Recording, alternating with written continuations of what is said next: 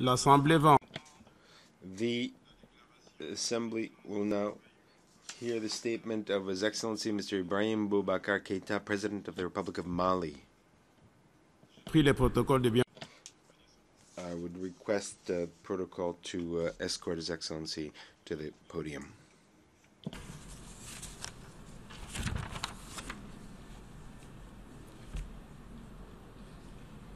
J'ai le grand plaisir de. It is a great honor for me to welcome His Excellency, the President of the Republic of Mali. I would now invite him to address the Assembly.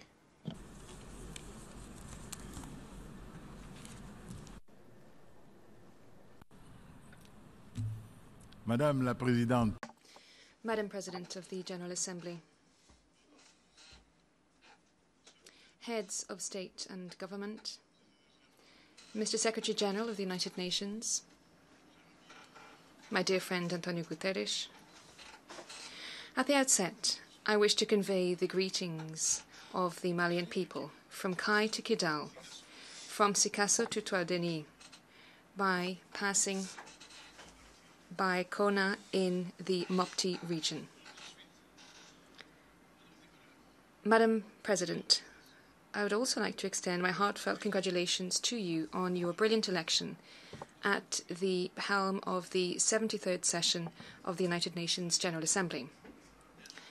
Madam, this is a choice which honours you, and above and beyond that, it is indeed a choice that honours your beautiful country, Ecuador, with which Mali has excellent relations in terms of cooperation.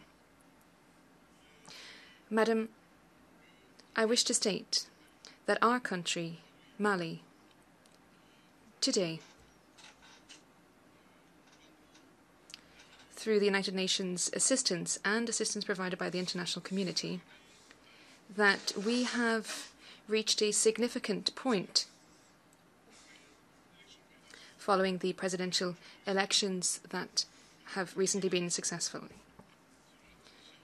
And as is customary, I would like to commend your predecessor, His Excellency Mr. Miroslav Lacek from Slovakia, for the remarkable results he achieved during the 72nd session. Madam, I would also like to address my deep appreciation to the Secretary General of our common organisation, Antonio Guterres, for his leadership and for the many initiatives he has undertaken aiming to further bolster the efficiency and credibility of the United Nations. Before continuing, it is with great honour that I pay a well-deserved tribute to the memory of the late Kofi Annan, the former United Nations Secretary General, who was taken away from us on the 18th of August last. I keep the memory of a great African diplomat who has worked throughout his entire life to promote peace and security at the international level as well as development across the world. Madam President, Mali is very pleased with your decision to place this session under the theme Making the United Nations Relevant to All People, Global Leadership and Shared Responsibilities for Peaceful, Equitable and Sustainable Societies. Certainly, this topic is of paramount importance for all member states of our organisation, the goals and principles of which remain relevant, including in terms of prevention and overcoming the many crises that we, the peoples of the United Nations, face. For its part, Mali welcomes the tremendous and multifaceted contribution made by the United Nations organization to the stabilization process underway. Here, I would like to pay tribute to the women and men from MINUSMA for their commitment and their sacrifice in a security context which we know is indeed complex and difficult. Madam President, as leaders, we have the collective responsibility to do more and to do better in order to render our organisation even more relevant and efficient for all. And in order to do this, the UN requires reforms. the guarantees of international, peaceful, inclusive, equitable and sustainable societies. In this connection, Mali very much welcomes the reforms undertaken by the Secretary General in the spheres of development, peace and security. However, we must work on these initiatives and we must also accept to reform some key bodies, including the Security Council and the General Assembly, including their composition and their working method. It is at the price of these vital reforms that together we will be in a position to live up to the deep aspirations of our peoples and to maintain and protect future generations from the scourge of war, as stipulated in the United Nations Charter. Madam President, the year 2018 is devoted to pursuing and bolstering the democratic and republican steps taken in Mali for its people towards peace, stability and development for the benefit of all of the peoples living in the Sahel region and indeed beyond. Indeed, in spite of all of the challenges that my country faces, the presidential elections took place within the constitutional timelines on the 29th of July and the 12th of August 2018, in conditions welcomed by all of the international community. The inclusive nature of organising these elections, which is attested to by the participation of all political stakeholders and civil society players, has enabled citizens to express freely their choice and to prove the political, democratic and republican maturity of the Malian people. For my part, following these elections, I take on the full trust that the Malian nation has renewed in me. That is why I have been committed to restoring trust among the state and citizens, to further improving the governance of the country. In addition, I shall work relentlessly to diligently and inclusively implement the peace agreement and reconciliation in Mali as a result of the Algiers process, which, let me recall, is the only alternative for my country to renew itself with peace and stability, a sine qua non condition of all development. To attain these objectives, within the context of my own country, a sacred union of all forces is required.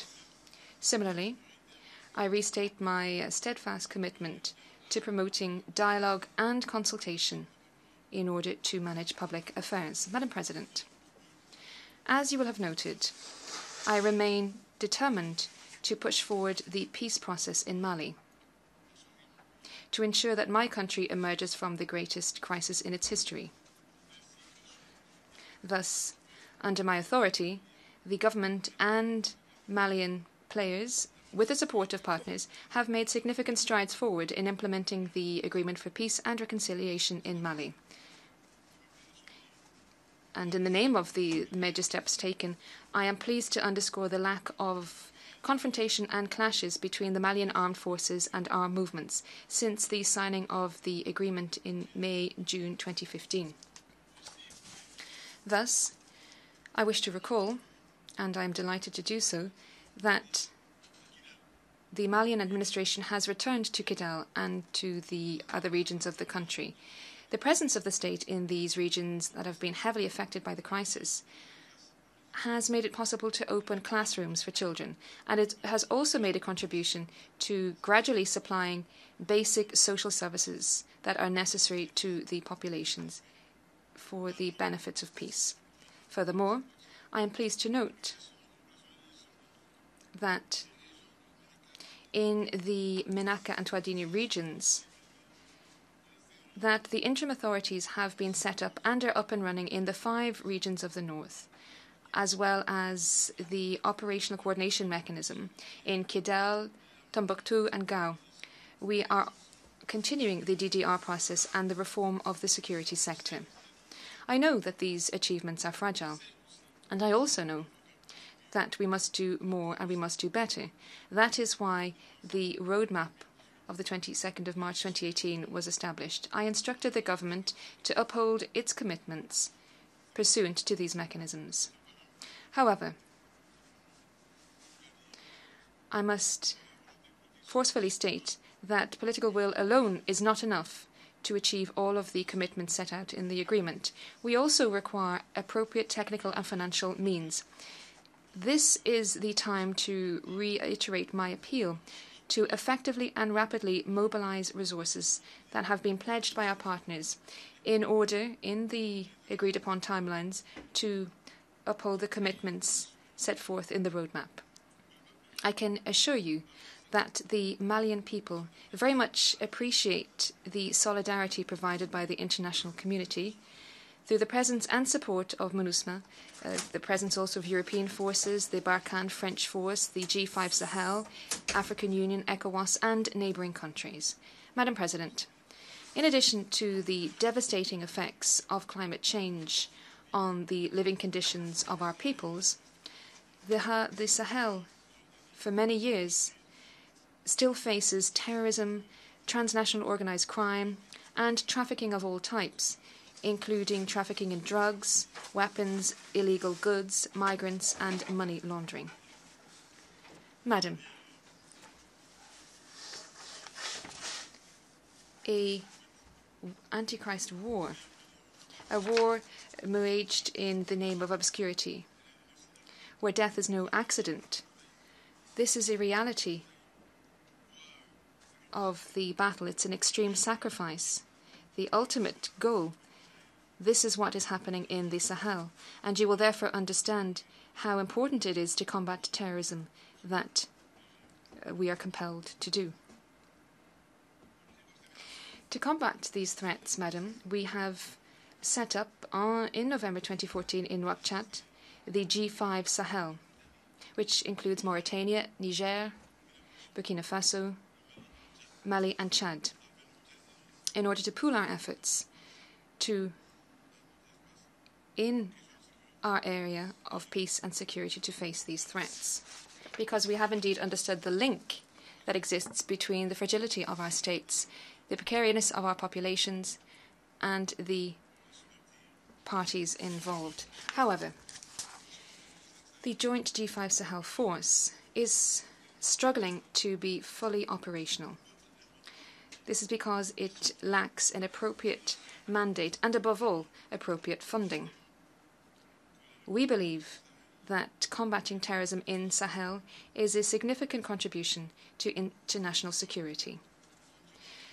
It is for that reason that we shall continue to request the Security Council to authorise the deployment of this force under Chapter 7 of the Charter for adequate, sustainable and predictable financing through the United Nations in order to sustainably and effectively discharge its mandate. In the same vein, we call upon our bilateral and multilateral partners who have pledged financial contributions in February 2018 during the Brussels conference to honour their commitments to the G5 Sahel joint force. In addition to the security response, the G5 Sahel is settling down to the task of implementing its priority investment programme in order to face the development challenges which are amongst the deep-rooted causes of instability in our common space. Madam President, at the national level, I have made the fight against poverty one of the priorities of my second five-year plan.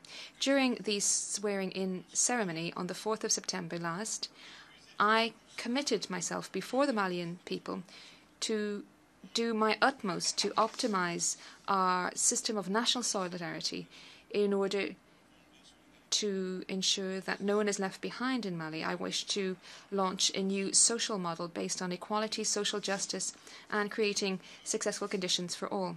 Promoting Malian youth will be at the very core of my action for the next 5 years. Young people are the great cause of my second term. I will be committed to setting up a national pact for youth through significant investment to reform our educational and training system as well as job creation. Equally, I wish to pursue and step up the achievement of vast road, agriculture, water, energy and social housing infrastructure. I remain convinced that implementing these priority actions will expedite the implementation of the Sustainable Development Goals, the SDGs, nationwide. In this respect, Mali welcomes the fact that here in New York in July 2018, it submitted its national voluntary report to implement the SDGs. Madam President, Mali is a country of origin, transit, and a host country for migrants, and therefore it welcomes the conclusion of negotiations on the Global Compact on Migration for safe, orderly, and regular migration, and human migration also. This collective decision provides hope to the 250 million migrants across the world and beyond, to all of mankind, at a time when the migration issue has become a major key issue for all states. Of course, Mali will take an active part in the International Marrakesh Conference to be held in December 2018. The aim is to formally adopt the Global Compact on safe, orderly and regular migration, which provides us with a framework to globally manage and framework for governance of migration at the global level. Mali will continue to take on and shoulder its responsibility in managing migration flows in line with the national migration policy. Madam President, in spite of the domestic situation, the people and government of Mali are following the situation in Africa and throughout the world. In Africa, we very much welcome the normalization of diplomatic relations between Ethiopia and Eritrea. We also welcome the conclusion of a peace agreement between our brothers in South Sudan. Also, we wish to express our profound appreciation for the holding of the legislative elections in Mauritania. We wish to commend the people of this brotherly and friendly country for its political maturity and democratic commitment.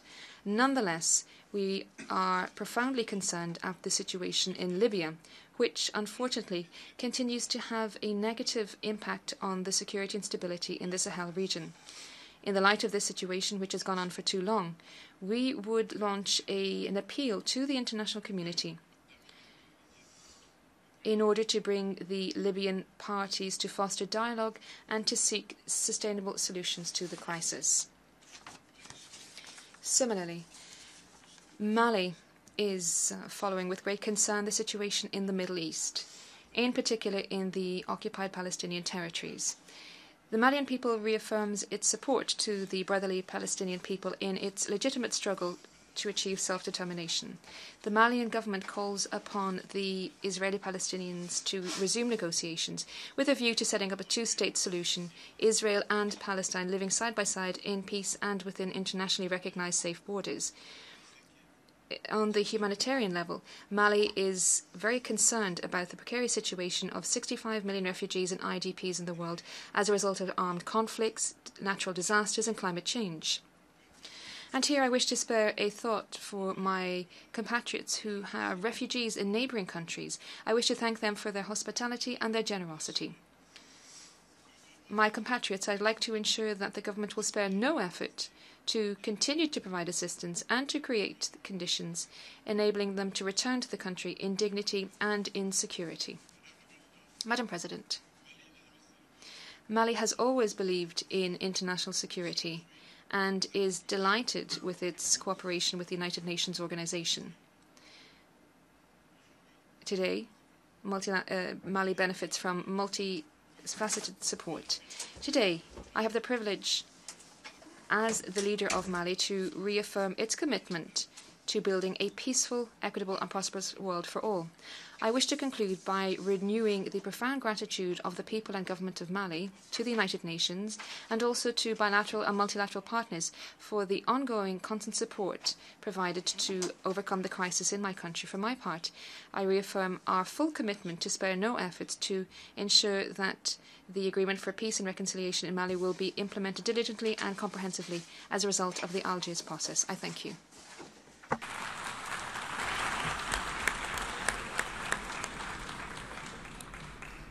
Au nom de l'Assemblée Générale, On behalf of the General Assembly, I wish to thank the President of the Republic of Mali for his statement. I would like to ask representatives to remain seated while we bid farewell to the head of state.